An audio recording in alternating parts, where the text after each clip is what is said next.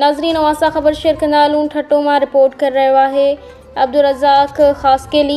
International human rights movement women wing Thatta ज़िले जो इजलास chairman Waqarun Nisa, vice chairman Sajida Zahoor, कानूनी सलाहकार एडवोकेट यास्मीन फरहान जी सदारत में मुनाक़िद थियो, जंहिंमें तंज़ीम में शामिल थींदड़ ख़वातीन सां हिकु तारुफ़ी मुलाक़ात की वई।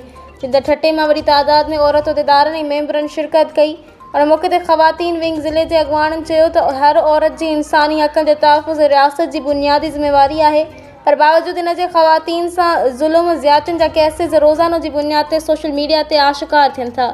इंटरनेशनल ह्यूमन राइट्स मूवमेंट ठट्टे ज़िले में औरतुनि जे तहफ़्फ़ुज़ लाइ सरगर्म अमल आहे और हवाले सां बिरादरी जी बुनियाद ते औरतुनि जे एहतराम ऐं इंसानी हक़नि जी तहफ़्फ़ुज़ लाइ असांजी जदोजहद जारी आहे।